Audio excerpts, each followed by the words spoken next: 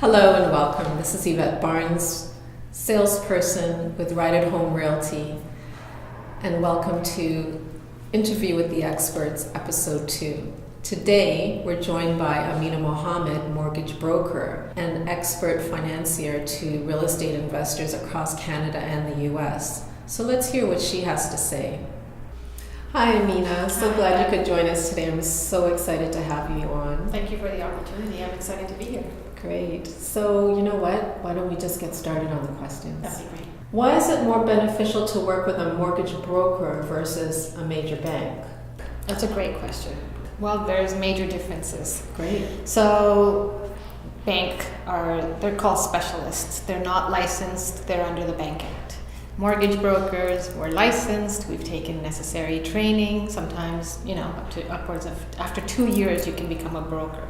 That's one major difference. The second major difference is if you go to a bank specialist, you're only going to get the bank's mortgage. If you go to a mortgage broker, we have over 20 options, including the banks, B lenders, and privates.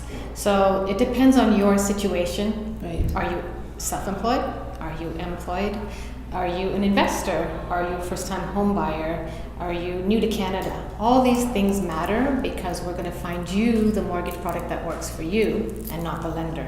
Whereas when you go to the bank, the ball's in their court. You're getting what they give you, but not going to deal with you when it's time for renewal or refinance, because those are the people they don't want to deal with anymore.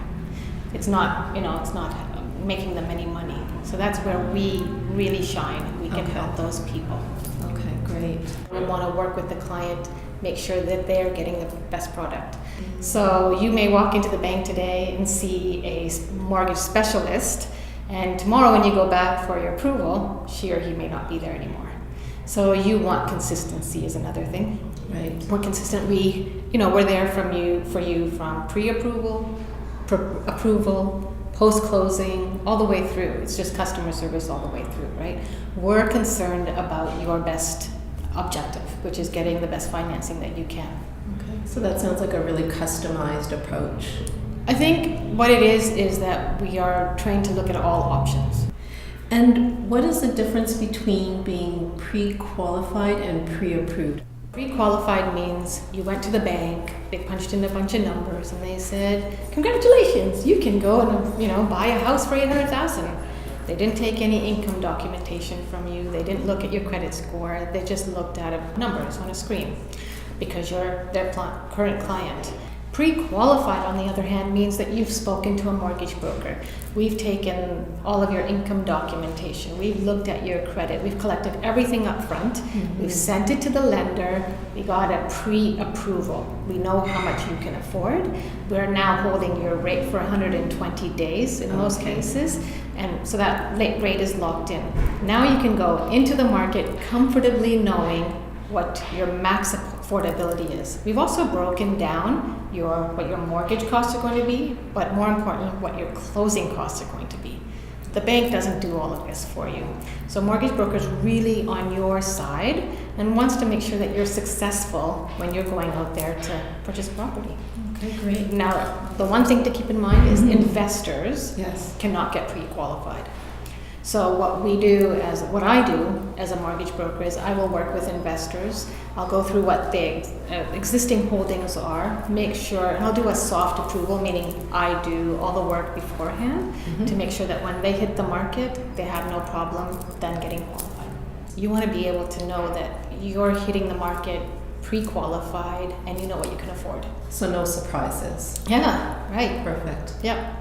Do you have any products available for the real estate investor community? Yeah, absolutely. Fantastic. So as a mortgage broker, I work with both US and Canadian investors.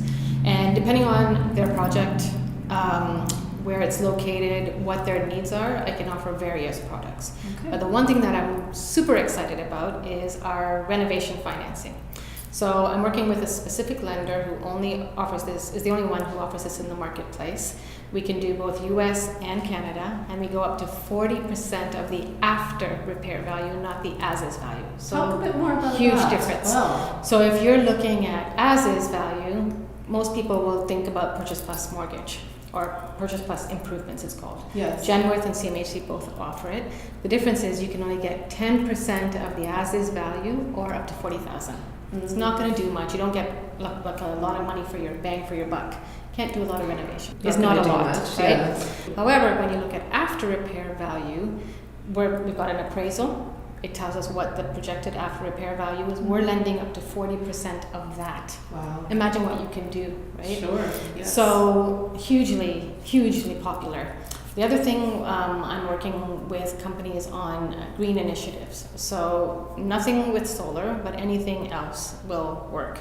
If you have a renovation financing and you need it for your commercial property, and you want to do LED lighting, we'll finance that. And the rates are like 7 to 10%, interest only. You pick your term, you pick your, it's completely open to repayable. And the benefit is that if you're putting eco lighting into your building, for instance, yes.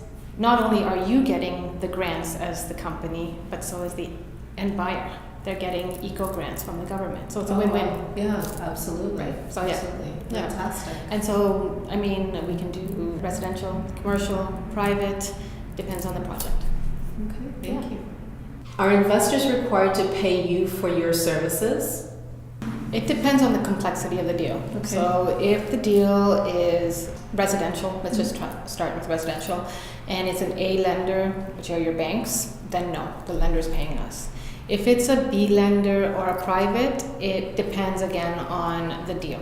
So privates, always we charge because the privates never pay us. But a B lender, it depends. They do pay us less than an A. So if it's a very complex deal, I'll charge the investor extra for my time. But if it's pretty simple, then no, I don't charge extra.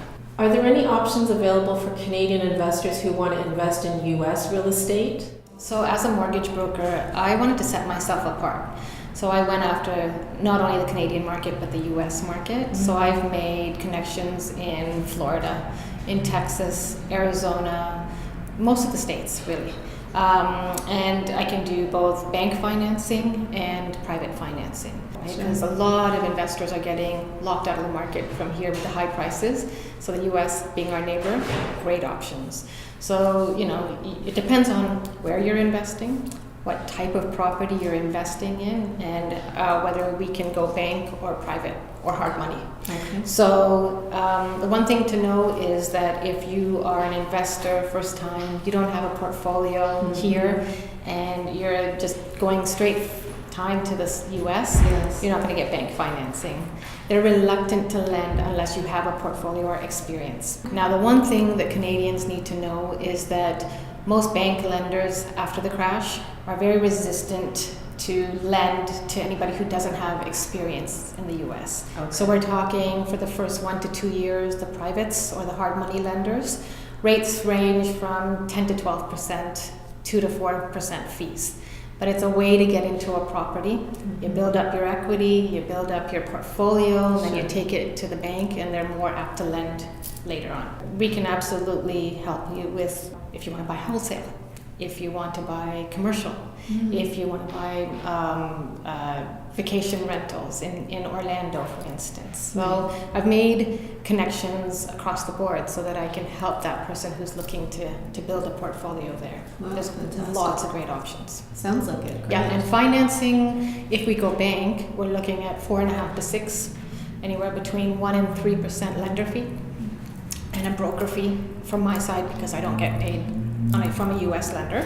If we go private or hard money, you're talking about anywhere from 8 to 10 with the private, 10 to 15 with the hard money. The benefit of it is that you get into a property, yes, right? That's right? And you're not keeping this forever, but it's a way to build equity right. and get into a property. Great. Yeah. I like that. There's a term that I've heard recently, rental wash. Can you explain that? So it's a tool that we can use for investors. Okay. So say you've got a client and his ratios are really tight. can't fit in with the A lenders, you take him to the B lender and it's still tight, we can use something called a rental wash. So there's one lender who offers it, and I'll give you a specific example. So I was working with a client. She had one owner occupied plus 3 rentals. Now that's usually the cap on the A side. But this specific lender has this product called rental wash, which means that because she had above a certain credit score, so her credit score was 750, which is fantastic, they were giving her an exception to let the next property. So now I look at each property separately. If it cash flows, they've got a specific calculation. If it cash flows after that calculation is done, I don't have to include it in the ratios. If it doesn't cash flow after the calculation, then I have to include it. So it just helps you get within the ratio. But the one thing to keep in mind is the rates are higher because they're allowing this exception and they're allowing the rental wash, but it gets you into a property, right? It gets you as long as you're cash flowing at the end of the day, the rate shouldn't be such a concern. And it's a great option for that investor who wants to keep building to a certain point, right? When we're with the A's, they're usually capped at 4. That's 1 plus, like owner occupied, plus 3 rentals. When you get to the B and the C's, it can be unlimited depending on the lender. What can you do for investors interested in pre-construction, such as homes, towns, condos, semis, things like that? So pre-construction, the one thing to remember is that you only have 10 days in order to decide whether to buy. That's right. So within that 10 days or before, once that 10 days is over, that builder needs a pre-approval. So regardless of if they're an investor or not, I could still get the pre-approval for that. It locks them in. Basically, the builder is now secure knowing that that person can qualify. But that's not going to carry you through the 2 to 5 year build time. So what we do is make sure that you're always updated on your pre-approval. We're checking in on you every 6 months. Are you on track? No changes to your income, your credit. Have you added other portfolios in the meantime? Because 2 to 5 years, obviously, people are still building up their portfolios. Always checking to see that the ratios are in line and where we're going to end up at the end. And that you're not going out there and buying other things that are going to, prohibit you from qualifying on this one. 3 months prior to the closing date, we go and get you an approval. Pretty simple, really. But it's just about checking in and always managing your expectations and your portfolio for growth. Yes. But pre-approval does take a long time on a pre-construction. That's right. Things can change. That's So right. it's just about making sure that everything's on track throughout. Okay, great. Thank Yeah. you. So thank you for joining us today on episode 2 of Interview with the Experts. My name is Yvette Barnes, salesperson with Right at Home Realty, and today we were joined by Amina Mohammed, mortgage broker and expert with the investor community. Amina, how do we get in touch with you after today's show? I'm usually available by cell or email, so you can reach me at 416-697-5443 or by email Amina at aminas, AMINAS -ms.ca. Great. Thank you for joining us today. Thank you for the opportunity. Appreciate it.